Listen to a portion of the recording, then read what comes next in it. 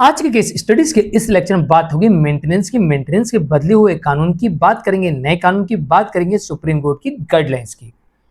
आज हम तीनों प्रकार के अलग अलग रूल्स की बात करने वाले हैं। कितना बदल गया कानून और वास्तविकता में अब मेंटेनेंस किस आधार पर लगता है और एक बार लग जाता है तो किस आधार पर कम या ज्यादा होता है और कब कम और ज्यादा हो सकता है और किन परिस्थितियों में कम और ज्यादा हो सकता है और किन परिस्थितियों में पूरी तरीके से लगा हुआ मेंटेनेंस बंद हो सकता है और किन परिस्थितियों में आपको एक पैसा मेंटेनेंस के नाम पर नहीं देना पड़ेगा। तो चलिए आज के स्टडीज के इस लेक्चर में बात कर लेते हैं डिटेल में मेंटेनेंस के बदले हुए कानून की बात कर लेते हैं, मेंटेनेंस के लिए आई हुई गाइडलाइंस की बात कर लेते हैं, मेंटेनेंस के नियमों की कितना बदल गया मेंटेनेंस का कानून। चलिए डिटेल में बात करते हैं। जय जिनेंद्र, मैं हूं मुकेश जैन। वीडियो को लाइक और शेयर कर दीजिए और इस तरह जजमेंट्स पाने के लिए दिए गए नंबर पर आप हमें संपर्क कर सकते हैं। चलिए शुरुआत करते हैं। नंबर 1, सबसे पहले यह देखा जाता है क्या पत्नी कमाती है।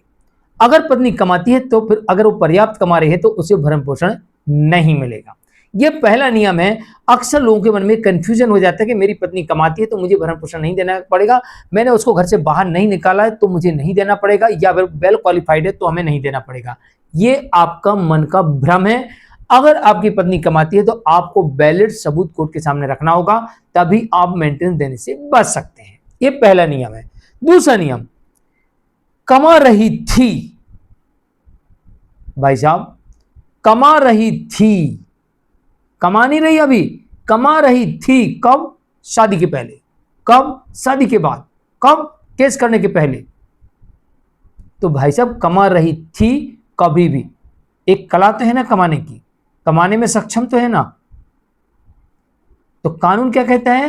सक्षम पत्नी के लिए भरण पोषण नहीं मिलेगा। तो अब आपको सक्षम शब्द साबित करना है कि पत्नी कमाने में सक्षम है, बस इतना साबित कर दीजिए, फिर आपको मेंटेनेंस नहीं देना पड़ेगा। नंबर 3, कानून इतना भी बदल गया है कि अब तो कानून यह कहता है कि अगर पत्नी पढ़ी लिखी है तो वेल क्वालिफाइड है, और आज के जमाने में तो क्वालिफिकेशन भर भर के पत्नी के पास रहती है। बस अब आपको अपनी पत्नी का क्वालिफिकेशन कोर्ट के समक्ष लाना है। पत्नी वेल क्वालिफाइड है, यह साबित हो गया, तो अब आपको मेंटेनेंस नहीं देना पड़ेगा, क्योंकि कानून यह कहता है कि कमाने में सक्षम। तो भाई पढ़ाई क्यों करते हैं? इसलिए तो करते हैं ना कि पढ़ लिख जाएंगे तो 4 पैसे कमाएंगे। तो जो पत्नी पढ़ी लिखी है, वेल क्वालिफाइड है, उसे भरण पोषण नहीं मिलेगा। बस कोर्ट में साबित करना पड़ेगा कि मेरी पत्नी वेल क्वालिफाइड है, कमाने में सक्षम है, उसे भरण पोषण ना मिले। और कई केसेस में कोर्ट आजकल मेंटेनेंस नहीं दे रही, ऐसे जजमेंट हमारे पास आपको मिल जाएंगे। Well qualified, no maintenance. कानून तो इतना भी बदल गया है, कानून यह कहता है कि अगर पत्नी एडल्ट्री में है, यानी लिविंग में हो, चाहे अफेयर किसी के साथ चल रहा हो, चाहे वो दूसरी शादी कर चुकी हो, चाहे किसी के साथ फिजिकल रिलेशन बना रही हो, इनमें से कोई भी एक ग्राउंड का सबूत आपके पास है, आप कोर्ट में साबित कर सकते हैं, तो फिर आपको एक पैसा भरण पोषण का नहीं देना पड़ेगा। अडल्ट्री यानी कि सबसे बड़ा पति के लिए मानसिक दुख, सबसे बड़ी पीड़ा, और जारता की स्थिति में रहने वाली पत्नी को मेंटेनेंस नहीं दिया जाएगा। ऐसा कानून पुरातन काल से सनातन काल तक कहते हुए चला जा रहा है। तो पहले से यही कानून कहते आ रहा, वर्तमान में यही कह रहा, आगे भी यही कहेगा, क्योंकि 2023 में जो नया कानून आ गया उसमें भी यही बात सेम लिखी गई। 1872 में जो बात लिखी गई थी कि जारता में रहने वाली यानी अडल्ट्री में रहने वाली पत्नी को मेंटेनेंस नहीं मिलेगा, 1872 से लेके 2023 के कानून में ही वही बात छाप दी गई। मतलब ये आगे फ्यूचर में यही कानून लागू रहेगा, बस आपको अडल्ट्री साबित करना पड़ेगा।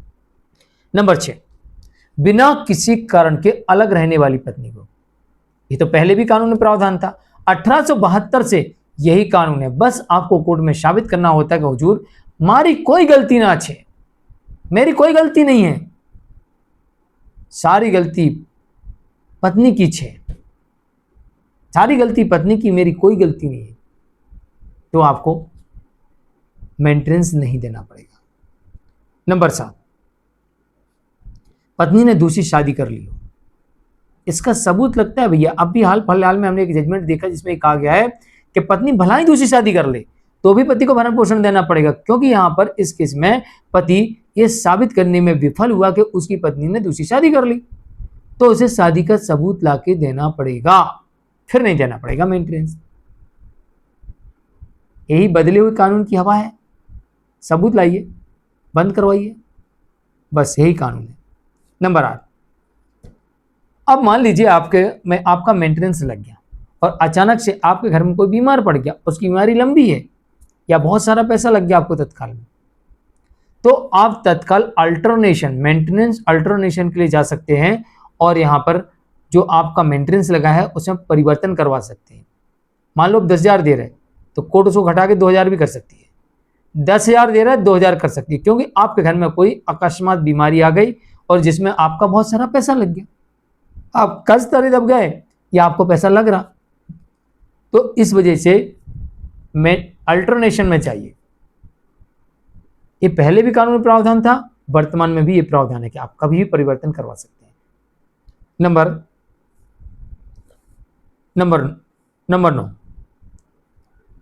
अगर आपके घर में कोई व्यक्ति बीमार पड़ गया या डॉक्टर ने कह दिया कि भाई ये बीमारी बढ़ेगी, आगे ऑपरेशन करना ही पड़ेगा और इसमें आपको बहुत सारा पैसा लगेगा, या कोई दुर्घटनाग्रस्त हो गया, किसी को दुर्घटनाग्रस्त हो गया कोई, तो ऐसी स्थिति में यही अल्टरनेशन के कानून का प्रयोग कर सकते हैं और मेंटेनेंस जो 10,000 दे रहे थे उसको 2,000 भी करवा सकते हैं। भला ही पत्नी की इनकम ना बढ़ी हो या ना हुई हो या कमाने में सक्षम ना हो, तब भी ऐसा हो सकता है कि मेंटेनेंस 80% तक वाइफ का घट सकता है।